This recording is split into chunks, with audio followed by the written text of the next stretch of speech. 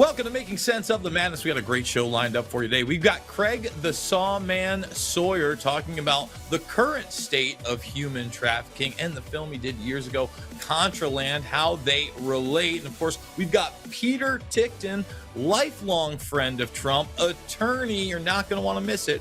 Buckle up and get ready to make sense of the madness.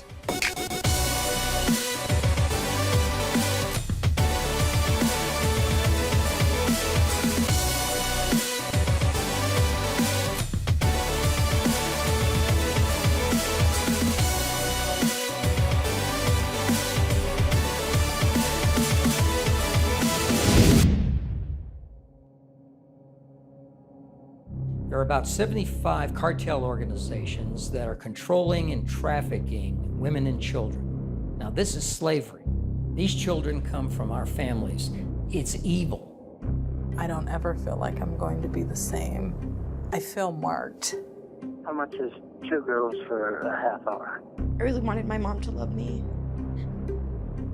And I also didn't want her to be sick. I'll do it for 150. It's so common that no matter what town you're in, you could probably go within a couple blocks and find a victim or a perpetrator of child trafficking. Hi, how are you? Very nice to meet you.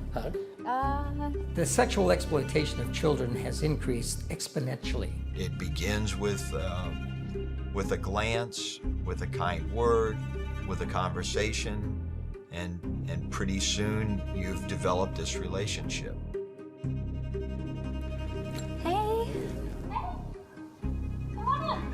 No family deserves to have this happen in their life. You're never the same, never. Real men do not prey upon defenseless and precious children. Knock it off or we're coming for you.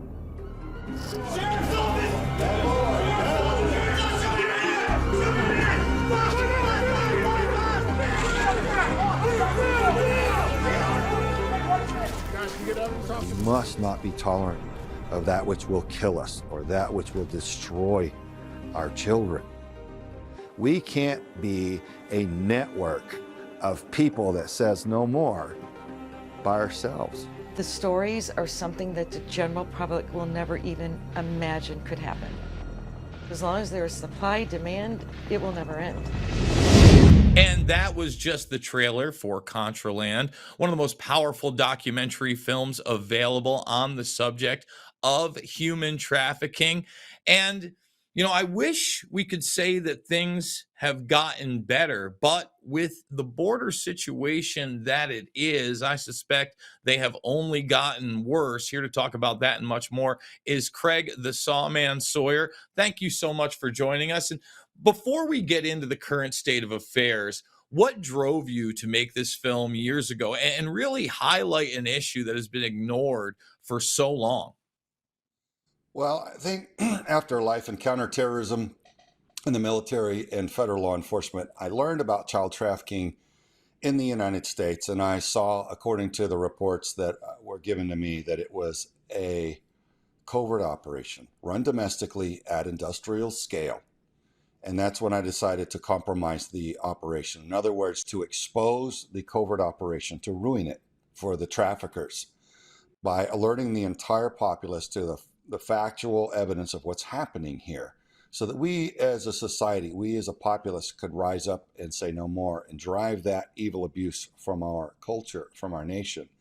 And that's why I made Contraland. And I had to found a nonprofit org, Veterans for Child Rescue, just to rally the money to make the documentary. So we have been fought at every step, every inch of this empowerment effort on our behalf to the populace, to empower them with the knowledge of what's happening, has been fought at every single step, and it has been vile and ugly.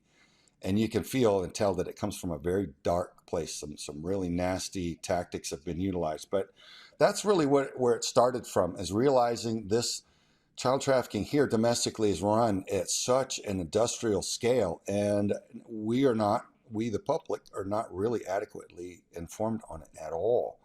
And I realized that was the problem. That's what allows it to flourish and to become so pervasive, and so exposing it is job one. So we also run joint sting operations with federal and local law enforcement, disrupting their operations, taking the child traffickers and the predators, putting them in prison where they can rape no more. So it's a process, and we're fighting it on all fronts. So let's talk about that, because number one, it is very dark subject matter, but you would think that this is an issue that totally and completely supersedes the left-right paradigm. This is a right and wrong issue, and everybody on all sides has children, and normally they want to protect those children. Yet it seems like this thing not only doesn't get traction via the mainstream media, but the mainstream media attacks anybody who tries to highlight this issue. Yeah, you would think that, as you stated, it should be a situation where all humans want our offspring to be protected. That's just common sense. That's natural human behavior. What's happening to destroy our offspring is not human behavior. That's not natural. There's something very dark and deeply wrong. It is evil. And it's not just take a child and sell them, and it's like, oh yeah, here's a happy, it's like you sell a bag of potatoes or something. These children are being raped at the very minimum. They're being tortured, and they're being murdered, and they're being organ harvested. So this is literally evil in your face. A lot of people are doing it for wealth and power, and there's a lot of different layers to the crime and motive, but it's all bad for the children. And it's strange to see how one side of the political aisle absolutely attacks us for trying to expose it and bring safety for the children, and the other side of the aisle just doesn't want to hear about it and doesn't want to be involved. So where are the children if the adults don't stand up and decide to make a cultural change? And that's my problem. I found that really it's not the pedophiles and running the sting operations that's the challenge. It's the average American citizen who lacks the moral courage to face the truth of what's going on. So not only child trafficking, but they refuse to face the truth that we are being lied to and betrayed on so many levels about so many things. So I celebrate that this year is a season of exposure of so much corruption and so much deceit. We've been lied to about so many things. Child trafficking is at the very darkest epicenter of all of this corruption and betrayal. And so it's important for us to recognize that, because that's those who want the wealth and power and are betraying us, they all have the children in common. They're either raping the children, or they're on video doing it, or they're selling the children to someone else, or they're making money from the corrupt status quo. And that's the problem that we have, is it's already gotten its tentacles so deep that a lot of the people that are in positions to bring about corrective action turn the other way because they benefit from the corrupt way that it is right now. So we have a deep swamp to drain. That swamp does not want to be drained. It doesn't even want to be seen. So, Veterans for Child Rescue and Contraland, we're turning the lights on, really, to expose it so that we can recruit 340 million American citizens to defend themselves and their children from all attacks, from all comers, because it's on right now. We see chaotic and wild times happening, not only in our nation, but around the globe. There is a massive conflict and struggle for absolute power. And the good news is we have the chance to do something about it. We are a constitutional republic, and we the people hold the power, especially when we're created by the Most High God. And if we walk under his wing as his children and exercise that power and authority, everything changes. But even just as voting citizens, if we assert ourselves and throw the bums out of office who are misrepresenting us and betraying us, and install in good faith, legally, people who will carry out our wishes and act in our best interest, everything can change. So there's the good news. There's a daunting swamp to drain, but the good news is we have the power and the ability to do it if only we just will. Well, I want to expand upon two things that you said. Number one, in the beginning, you were talking about the traumatic events that are happening to these children. Should they actually survive? This is a lifelong issue. You're not going to have a normal life. And you highlight that in the trailer. It's not just you, but obviously your family. If they are unaware of what's going on and this is happening, that's going to change the entire dynamic. So you're ruining and changing lives for the entire time. As some would say, it's worse than murder. I mean, you're really causing multiple trauma throughout. And in many cases, these people go on to be a part of these organizations or molest children themselves because they've lived such a traumatic life from such a young age. And then the other aspect that you honed in on at the very end there, you were talking about our politicians. Well, I would argue, again, both sides of the aisle, this is an issue where you are compromised. You could look at somebody like Anthony Weiner on one end. Everybody was talking about the Hunter laptop. Hey, everybody, they had that Weiner laptop the entire Trump administration, and nothing was done. You know what I mean? And that guy, the only reason he even got in trouble for what he did is that his 15-year-old victim had it on her computer and went to the authorities. Had nothing to do with that laptop. What's he doing right now? He's got a radio show. He's on Piers Morgan. No big deal. Then you got the other side of the aisle. You look at somebody like Dennis Hassert. At the time, he was the longest serving Republican Speaker of the House. A judge literally labeled him a serial child molester in a case that they couldn't get him for child molestation. It ended up being something with funds because the one of his victims was basically getting money as hush money. He said he was being extorted. That was not the case. Slap on the wrist, gave him 15 months. He did less than that and got out in a wheelchair. So, number one, I think the problem is we need to prosecute these people. And then after the fact, if for some reason our injustice system, which we've seen hasn't been working so well, doesn't put them behind bars for the rest of their lives, they don't get radio shows. What are your thoughts on that? Well, from everything that I do in my public speaking, a lot of social media networking, all that kind of stuff, trying to get the truth out, I kind of have my finger on the pulse of what the American people are thinking and feeling on all sides. And I see that people really have, they're starved for justice. The American people know that there's no justice. Those who are betraying us and ruining our country are not being brought to account. They're not even made to answer for what they're doing. So we can see people like Eli Crane and Matt Gaetz and others asking some very sharp and important questions of these agency directors, and we get all kinds of dancing and buffoonery, and we don't get straight answers, and we see that they don't know their jobs and that they're not doing their jobs. And I'm waiting for a SWAT team to come in and tackle them and cuff them up and haul them away, and it never happens. And like you said, not only do they not get arrested and investigated and prosecuted and punished to the full extent of the law, they get full retirement and benefits and book deals, and they go on the radical left's platforms and get glorified and elevated because that's the reward for serving the dark side, right? So it's very frustrating. It's demoralizing for the American populace to see that our DOJ is not acting in good faith and bringing these people to account. There's a system. We can watch people betray us. We can watch them fail us and nothing done. And that's maddening. It's maddening. It's very, very discouraging for the American people. And it breaks my heart. I'm one of them, but it breaks my heart for everyone else too, that they're like going, wow, man, who's going to stand up for us? Well, we have to learn, folks, in good faith. There's a peaceful way to do it. We have to roll up our sleeves and start legally flipping some tables over. Figuratively speaking, of course, because they'll run with that. He said flip tables. He's violent. No, I'm saying legally assert ourselves. And even the good Lord Jesus Christ physically started flipping tables over in the temple when people were making a mockery of the Holy Temple. So, I mean, there is work for us to do. That's the good news. So many people are discouraged. I would say take heart. Have no fear. Fear is not from your creator.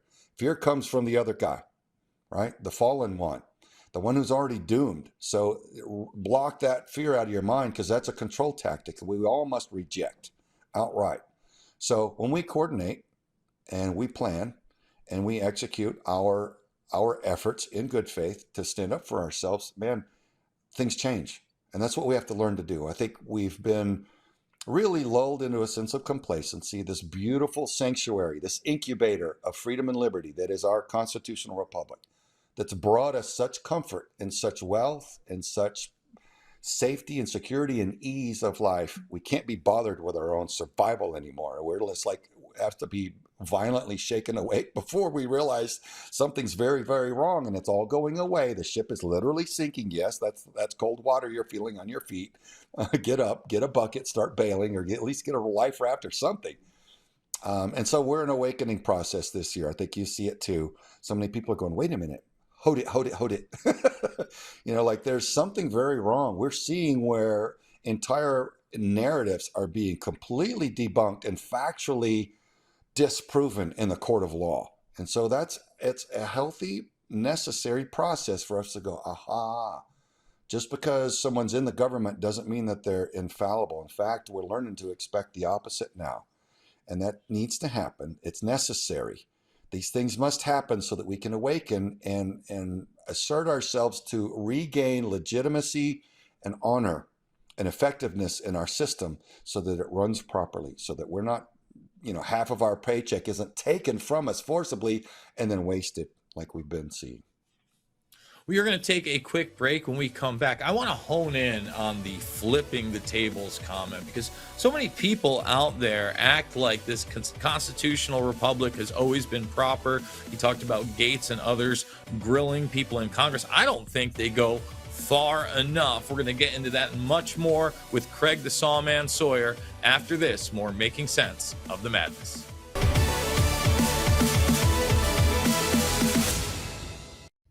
The world is about to shift. Banks are going cashless globally with the emergence of central bank digital currency, which will bring with it programmable money and the ability to turn on or off your purchasing power based on your digital social profile. It's like the equivalent of spyware in your bank account. You need to get out of the system with the world's safest and most private assets, silver and gold. Call Kirk Elliott, PhD at 877-547-5743. That's 877-KIRK-PhD. Looking to give your wardrobe an upgrade? Well, look no further. Here at God Country & Kin, we've got you covered from head to toe, from shoulder to shoulder, and everything in between. Introducing our brand new Patriotic Collection, designed to display your patriotic spirit with a stylish look that's sure to turn heads. And the best part is, you don't have to break the bank to be your best you. Why wait? Visit us online or in-store today and elevate your style with God Country & Kin. God Country & Kin, where patriotism meets style. Shop now. Visit the Patriot TV store and look for the God Country Kin banner to find the perfect outfit, shirt, accessory, or maybe a great hat. You can totally see yourself rocking this hat. I know you can. And check out all the great stuff we've got to show your patriotism at patriot.tv.store. Click that link above that says store and join me there at the Patriot TV store.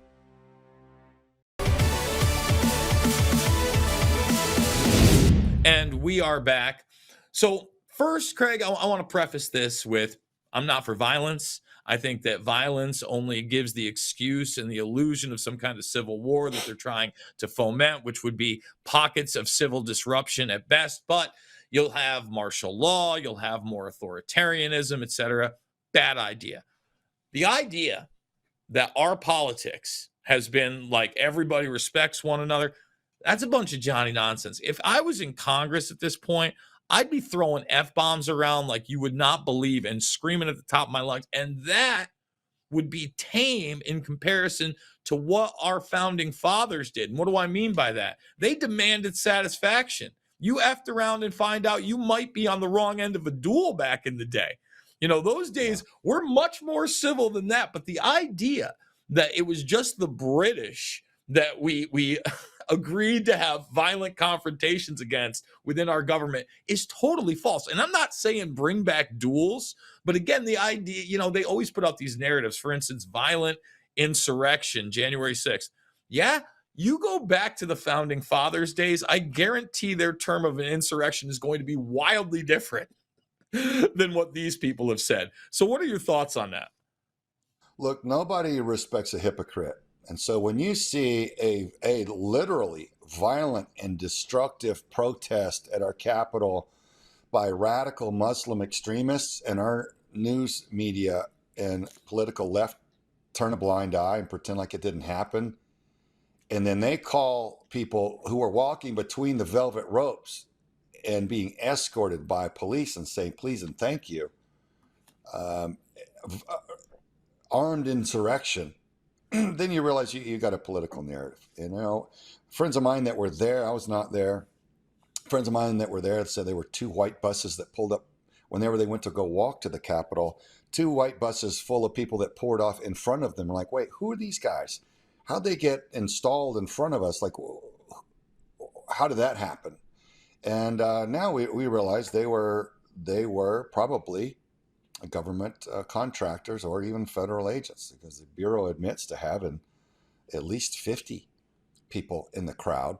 And, all the whole Ray Epps thing. So there's a lot of really shady stuff with Nancy Pelosi refusing to release all the security cam footage. It doesn't make sense until you realize they had a narrative to begin with. So what I think of all that is just, it's subversion. It really is the ideological subversion that Yuri Bezmenov warned us about. He was a Russian KGB defector, and he spoke very eloquently and very powerfully on what our enemies meant to do, how they meant to gain control of our narrative.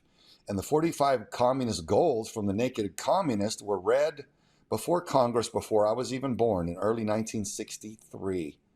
How they meant to take over, infiltrate both parties, our entertainment industry, academia, and so forth. They've done it. When you read those 45 goals, folks, just type it in any search engine, 45 communist goals, and click on any of the links and read the list. You'll be horrified. They've done it. And the General Flynn and my friend Boone Cutler wrote a series of books called Citizen's Guide to Fifth Generation Warfare. It's informational war. That's how they're taking over our nation. They couldn't beat us with tanks, planes, and guns, so they had to come at us by destroying our culture, by grinding down the fabric that made us unbeatable kinetically. They couldn't beat us with traditional armies. So they were going to tear down our Judeo-Christian values. Love your neighbor like yourself. Well, there goes our unity. Attack the flag. Attack our founding fathers. Attack the family unit, the loving mother and father, the masculine and feminine, divinely, how they fit together as an unbeatable pair. It's perfect in its design. Attack all of that. And they have. And we've bought into it. Shame on us. So we have to go and recognize, read the enemy's playbook and reject it, and we can regain our strength. So one of the other destabilizing factors to me is obviously what's gone on via the border. And obviously that has a huge relation to human trafficking. We've had whistleblowers out there like Tara Rodas and others actually speak in the halls of government, etc. Yes. Now that that's happened, though, I mean, there are estimates of up to 30 million people. I have no idea what the real numbers are. I can tell you that I've witnessed it firsthand in airports. I travel enough that I see the packets. I've had the planes delayed. I've been in Arizona to Chicago, etc. This is real. What do you estimate the numbers as? And in regards to this, especially with the children, where does this fit into the trafficking aspect? Well, here's the problem. As a counterterrorist, I can tell you, when you allow 20 to 30 million people to criminally invade your nation, a percentage of them are terrorists. A percentage of them are Chinese operatives. A percentage of them are everything under the sun, because by the time you've got 20 or 30 million people in your nation who came criminally, you're going to have all kinds. And that's the problem. We don't know what we got because we've lost control. We have someone designated as a border czar who didn't even want to go to the border. When she did go, it was one time by my understanding, and she wasn't shown the real deal. She was brought to a remote location where it was safe and was happy, and she could play patty cake and pretend like there was no crisis. So we're being lied to. We're being sold out. We've run operations extensively up and down the border. We've run with law enforcement units and helped them with the bailouts and the high-speed chases and all of it, 24 hours a day. And we've run sting operations down there and had people of all kinds come for children. And it's just sad. The ranchers whose ranches are overrun and they're terrorized, and a lot of them have had to sell their land and move.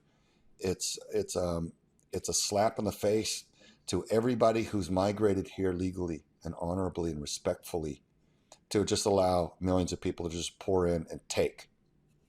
And we know why, but they'll never admit to it, So I think that's the problem. It's not getting any better. No, Tara Lee and others have testified in good faith before Congress. And where was the correction? Where was the corrective mechanism or action? We don't see it, because there's not the intent to secure our border. There's the intent to criminally invade our nation for specific political gain by the radical left. And we're being betrayed, and our country's being destroyed. And it's not about race. It's got nothing to do with race. They're bringing in people who they know, a percentage of whom will bring a lot of trouble, criminals and everything else. And traditionally, they think these people will vote for their side and vote for socialist ideals and free stuff, because they're not bought into the country. And of course, they want to come and just get free stuff. So where does that leave the people who are the producers, the productive, the hardworking, who earn a living and build businesses and have employees and provide? Those providers and the productive, they're being punished. And the takers, the unproductive, are being rewarded. Well, that's how you guarantee a disaster. The whole thing's going to implode. It's just a matter of time. And that's why they want to milk it and leave it as it is, because eventually the wheels are going to come off the bus. And I think we've already seen that begin to happen. So it's a process. So, I kind of want to talk about that, because this agenda to leave the border open isn't a new one, right? It's been around progressively for some time. It's gotten way worse during the Biden administration that has facilitated it with open and arrogant treason. It's the only way I can describe it, along with corporations. I mean, you look at something like Tyson Foods, and they're closing factories in Iowa, and then they are using migrants in their upstate New York factories for $16.25 an hour. No benefits, but hey, we're going to get you lawyers. You're going to get to be able to stay in the country. I mean, that is beyond insane. When we talk about government institutions, I would also argue, I'm 45 years old. Post 9/11, there was this talk of securing the border. If you see something, say something. But the Department of Homeland Security that comes out of that takes over the border, and it's only gotten progressively worse. To me, Homeland Security should have nothing to do with the border. We should have, a system that we used to, where we deport people immediately, etc., on the border. I'm all for a wall, and we don't even have to make it like a scary thing. If we were to actually get a wall coast to coast, you could have shopping centers, legal pathways throughout. You could actually make it a booming economy. But I think it's that dark economy, that black ops economy, they want to keep going for a numerous amount of reasons. What are your thoughts?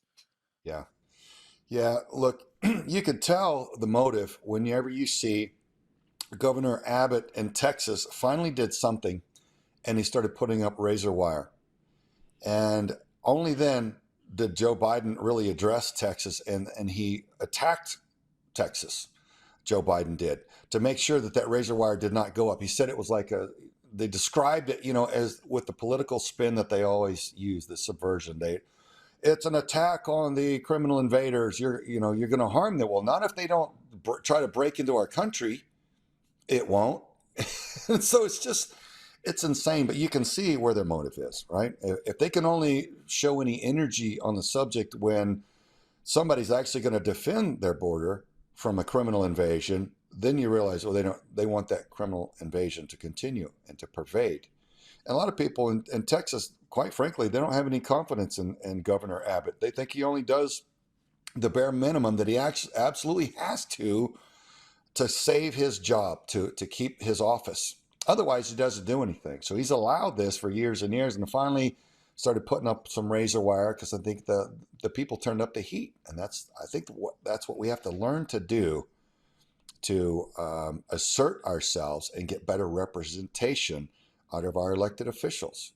Too many of them are men and women of weak character, and they want to hook themselves up and look after their careers rather than their constituents. And I think we have to learn to assert ourselves and hold their feet to the fire. So the radical left are masters at community organizing from the ground up, right? They've done it all over the globe until it ends up in disaster and genocide campaigns by communist Marxist and socialist regimes around the world of over 100 million people in the last century, which is, by the way, purged now from our history books because they don't want our youth to know what they're doing, and they're going to do it here too. They use the same play card again and again and again, and they use the Hegelian dialectic: problem, reaction, solution. They figure out which liberties they want to take, which power they want to take from us, what freedoms they want to take from us so that they have control. Then they figure out, okay, what problem can we issue so that people ask for a solution? Then our solution from the government is going to be take their liberties. Oh, somebody shoots up a school. The government comes in a matter of minutes. Let's take all of your guns. That's just a really, really crude example. But they issue that play card again and again because the American populace are they're not educated on fifth generation warfare and these subversive techniques that are being utilized against us. You can't fight a war that you don't even perceive. So the American citizen is kind of like a toddler staggering around on a battlefield. They don't comprehend that there's mortar rounds coming in, or there's rockets, or there's belt-fed machine guns. They're like, what are all these loud sounds? Well, that's the enemy trouncing you and taking all your stuff. It's the enemy killing your family and your neighbors and taking their stuff. And it's going to get worse, America. Like, wake up, wake up, wake up. So that's really what I see is this awakening process that's really, really necessary for us to stand up. And the border is just one glaring example of the betrayal against us all. And the Governor Abbott's final, effort at the razor wire, and then Joe Biden attacking him immediately. I'm like, wow, if that doesn't tell the tale, nothing does. Craig, what would you like to leave the audience with, and how can they support your work? I would say take heart. Don't let anybody make you afraid. Anybody that's peddling fear tactics in your ear and not encouraging you is not your friend. Reject that outright. Unite. They're trying to divide us. Anybody that's trying to divide you against your fellow Americans is not your friend, folks. Recognize the hostility, and you can be part of the solution. I encourage you to do so. Pray, pray, pray, because the power of prayer is a lot greater than most Americans comprehend. And you can support Vets for Child Rescue at b4cr.org. And we are exposing and combating their darkest secret, which is where they get most of their power, the financial wealth that's funding a lot of the corrupt political figures is being done through the child trafficking.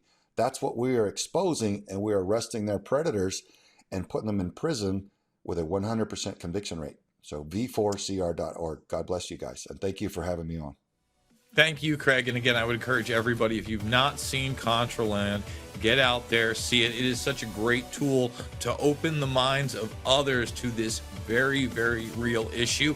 We're going to take a break. We're going to come back. We're going to be talking to Peter Ticktin. He is a lifelong friend of Trump and the author of What Makes Trump Tick. You're not going to want to miss it. More Making Sense of the Madness after this.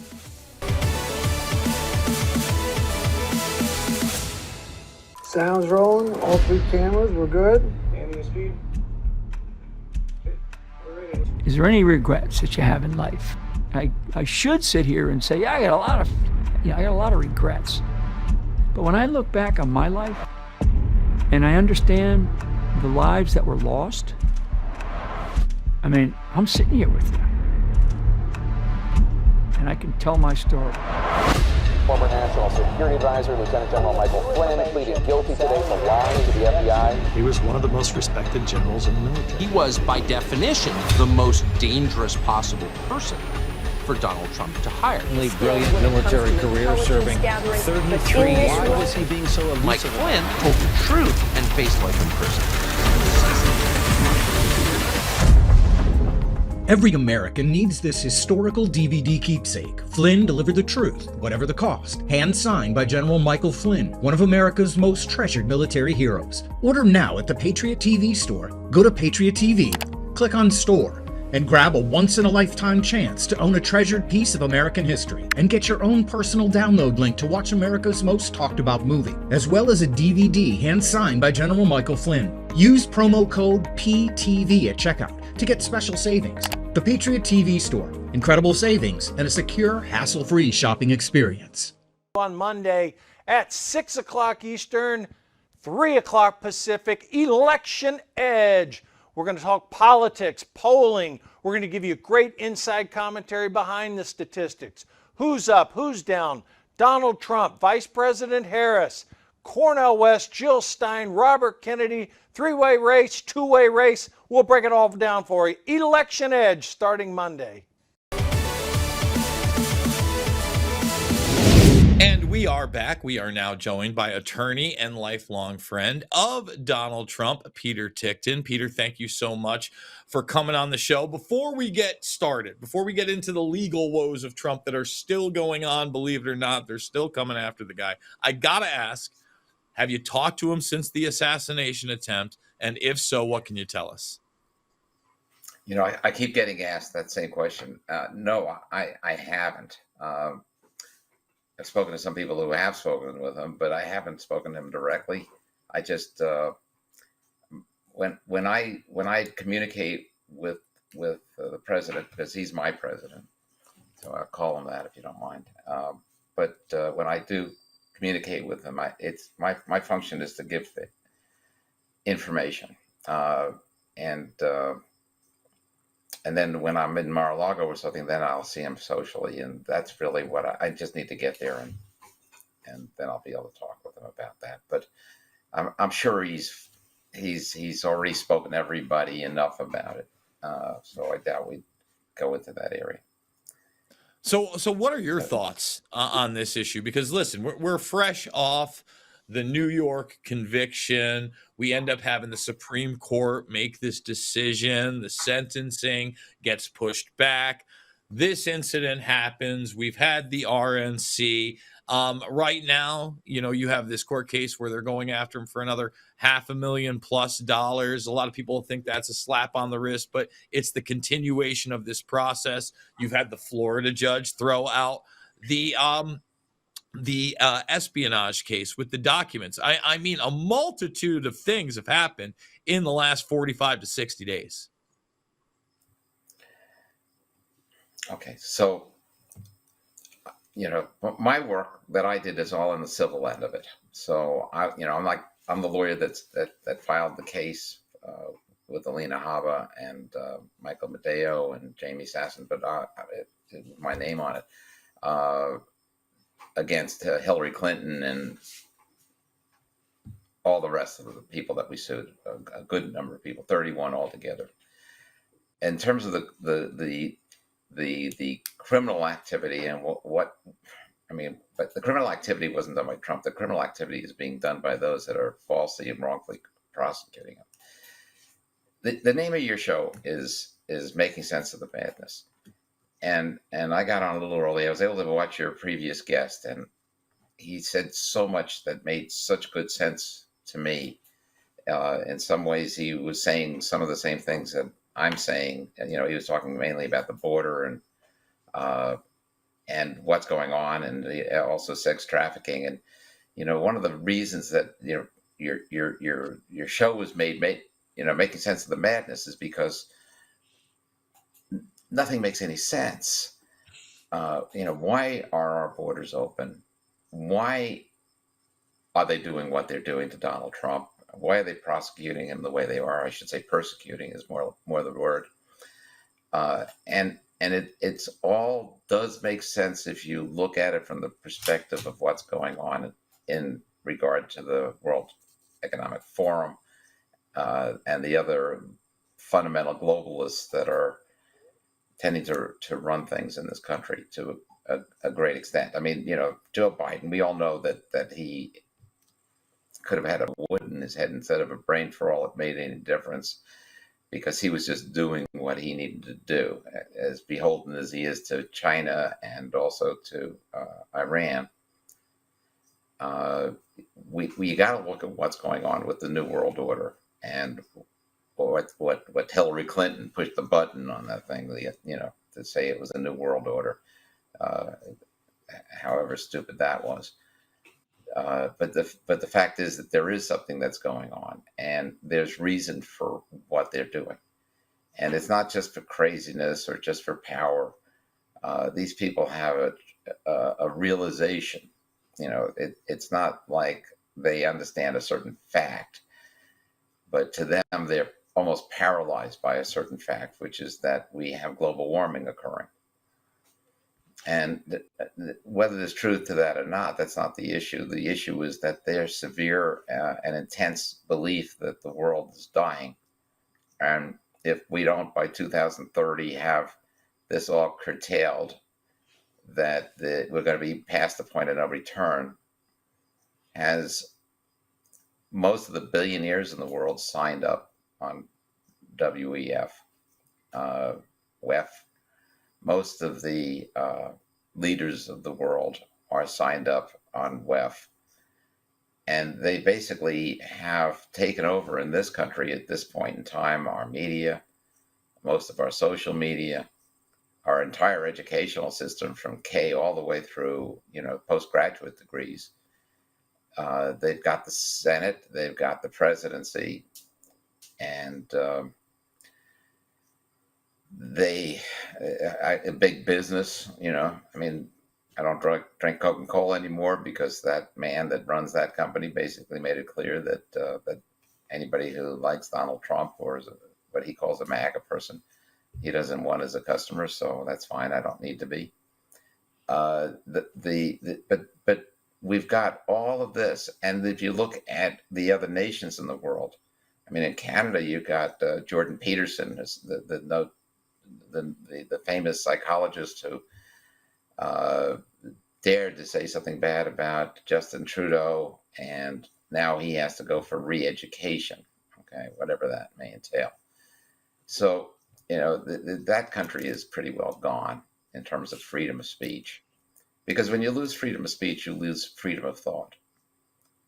Speech is a combination of words. Every word is a concept. And if you're not allowed to express the concepts, they stop coming to mind. And so, what we're facing here, and, to a great extent, Meghan Markle and her husband is, Prince Harry is a member of some most people didn't even know about, the Aspen Institute. And there's 50 governors in the Aspen Institute who basically dictate as to what's misinformation or not information on the web. And of course, he's one of those 50 people that decide this for the world as to what we should believe and what we should not believe. So, you got to look at what these people do. I'm sorry, I'm going on a rant. No. You've said so much. I don't want to cut you off because you are on a roll, but you said some things over there. First of all, you used the term New World Order, right? And I would be remiss if I didn't say that I made a documentary 14 years ago called Invisible Empire, A New World Order Defined. Now, at the time, although Davos was kind of the public face of globalism and the United Nations is out there, a lot of people felt like they didn't have the teeth. It's really only after the COVID 1984 nightmare that people kind of take note of any of this stuff. You use the term globalist, and you also talked about our education system. I would argue a lot of that has to do with Rockefeller education to this very day and the subversion of that through that education system. You mentioned Jordan Peterson. Peterson, to me, kind of an imperfect human being. I get it, make your own bed. But he was also telling people to wear the bloody mask and take the bloody shot. I'm not saying he should be prosecuted for his speech by any means, but there's a guy that spoke before the Trilateral Commission, which, if we're talking New World Order, has kind of been on that trail for years pre-COVID. So we are in a very globalized world. I would say that the acceleration on the censorship has gotten over the top. But at the same time, the World Economic Forum has really been the mouthpiece for this agenda and getting people to sign on through buzzwords and terminology like sustainability that sound nice, right? Diversity, equity, and all sounds nice. But at the end of the day, it is against the very basis of our constitutional republic, which is based in the little guy, rugged individualism, not collectivism, which is really the push for this New World Order, but a collectivism under a predator class, many of which have been oligarchs for centuries, and then they're bootlicking social climbers that have come up in the last couple hundred years. You think that's a good estimation? Yeah, I didn't know about Jordan Peterson. I just took him for what I was seeing. I didn't realize that he was promoting the vaccination. Oh, he's See, this is all backtracked part of now. my It's concern. very convenient to backtrack now, but at the time, he's putting out tweets, "Take the bloody shot." I remember him going on Tim Dillon, the comedian's podcast, shortly after, just clapping and praising the results on the shots and how they are the best thing since breakfast, etc. And it's like, look, listen, people can have redemption and they can come around, and I totally understand about blind spots. But the bottom line, especially during the COVID 1984 nightmare, if you were pushing for any kind of authoritarianism, no matter what arena you were in, political, entertainment, I mean, I lost my respect for Big Bird, right? I mean, you saw CNN partner with Sesame Street, and my stomach was turned. So many people and so many institutions really showed their true colors, and I think that Right. we still have to continually fight back against that. Well, okay. So if you take my hypothesis that this all goes to global warming and their complete fear, and fearful reaction of it. Look, these are not the kind of people that can fix a skating ring in New York City. Okay, these are the kind of people that screw things up. Although I don't think, and this is not a matter of fact because I don't have any evidence on this. I have a lot of evidence on a lot of things because for 9 months I reported directly to Donald Trump on. I was the one collecting the evidence on January 6th, which also included the election. So I was drinking from a fire hose with what was coming into me in terms of everything. Okay, because people didn't limit themselves to January 6th. As to things like what happened to Seth Rich, even, and so on. Seeing the emails that ordered his killing and things like that I've had to cast my eyes on. I've got things going on in my head I wish I never saw. But the fact of the matter is that, I have more information than most in terms of what really is going on. I mean, I'm not sure if you're aware, but January 6th, for instance, was something that was planned by people in the deep state. Peter, let me just stop you. I got to say, I was there. I've been doing this for almost 20 years. Of course, it was a setup. I had people telling me not to go there prior to this because they felt it was going to be a setup. I was there in December for the Stop the Steal rallies, and there was a multitude more law enforcement blockades. I remember that night, it took me about an hour and a half to get to my hotel, which was only a mile away because it was so boarded off and there was so much security there. As soon as I saw the ellipse on January 6th, forget about the Capitol and how lax the security was there, I was very, very aware something was wrong. So that's an obvious setup as well. There was no insurrection. Again, it's great that the Supreme Court has now. What's that? There was an insurrection, but not by our side. Well, no. Well, again, we have a stolen election right in front of our face, and if you dare to say it, let me say this. Let me say this. I love a lot of aspects of Trump, right? But on the eve of that election, when he dared to question it, what happened? In unison, he was taken off of social media.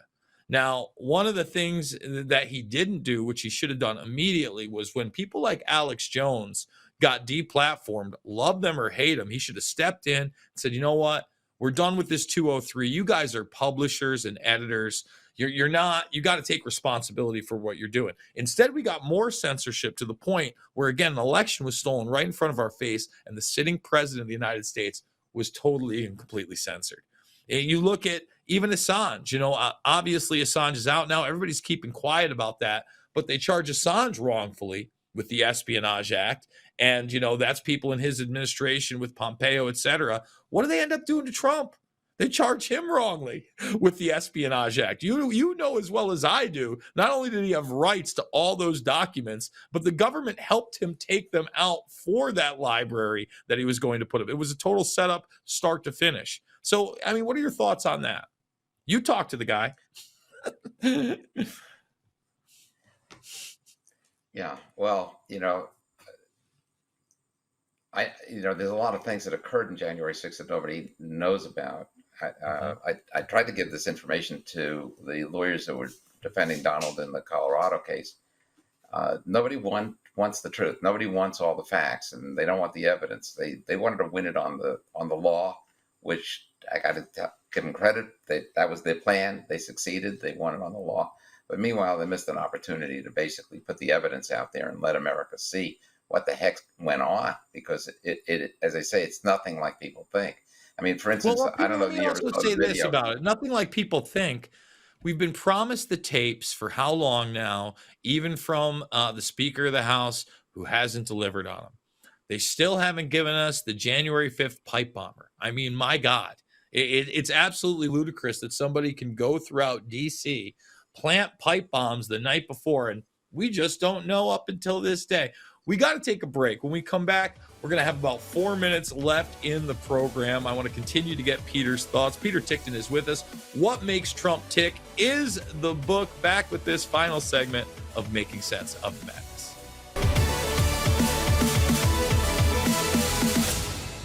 What if this happened to you when you're alone? Or what if it happened here? With MedGuard Alert, you're never alone. You can connect with medical professionals anywhere, anytime. And now MedGuard is introducing our exclusive new Care Watch. If you need help quickly, use it from anywhere to contact medical professionals. No cell phone required. The Care Watch is not only a life-saving medical alert device, it's a revolutionary health monitoring system that checks your blood pressure, heart rate, oxygen saturation, and much more. And here's the best part. If you have Medicaid, you may qualify to get your Care Watch for free. The Care Watch is only available through MedGuard Alert. Call us right now. We have monitoring programs starting as low as $1 a day. The call is free, activation is free, shipping is free, and no contract is required. Remember, with Medicaid, you may qualify to get your Care Watch for free. Don't wait. Call us to get your Care Watch right now. Operators are standing by.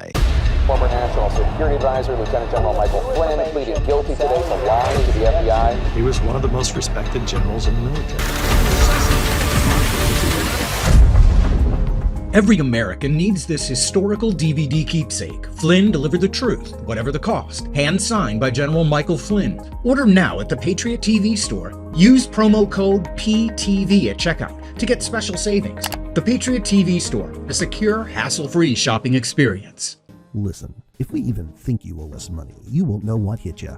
We'll put liens on everything you own. Raid your bank accounts, retirement fund, pension. You'll open up your paycheck and cry because we'll already have the money. We'll haul you into federal court and you might even go to jail. Hey, it's our job. Don't fight the IRS alone. The Tax Doctor is here to help you negotiate your tax bill and reduce your stress. Our experts will fight for you using IRS guidelines to stop any IRS actions like bank levies or wage garnishments. Plus, eliminate penalties and interest and reduce your past tax bill so you pay the IRS less. Help is here to deal with the IRS to reduce your stress. If you owe $10,000 or more in back taxes, do not call the IRS alone. Call a tax doctor now for a tax emergency analysis. I'd have my mom call the number on the screen. You come see me alone. We'll work it out. Really, we will.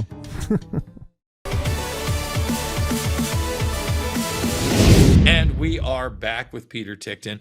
Peter, we got about 4 minutes left in the program. I want you to continue on about January 6th, but don't you think the pipe bomber issue is a huge one as well that integrates? That's one of the things about January 6th I have no information on. But do I have information? Yeah, I've watched the tape on Ashley Babbitt getting shot over and over again. It doesn't make any sense. If you watch it, you'll see the gun is horizontal, and yet the bullet went north. It went up to her shoulder at the top of that window. It doesn't happen that way. Bullets go where guns are aimed. You've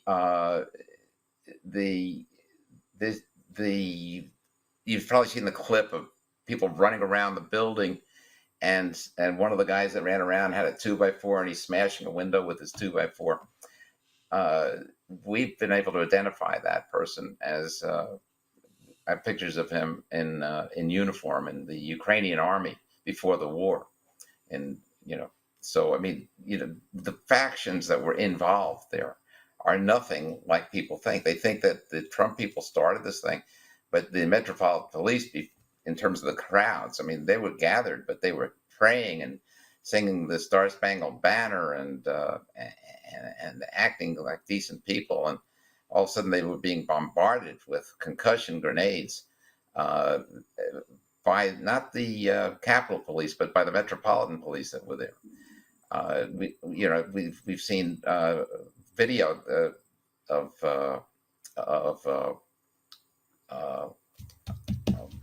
Roseanne Boyland, who was there and beaten to death, and we watched this Capitol officer hitting her and hitting her over and over and over again until long after she was dead.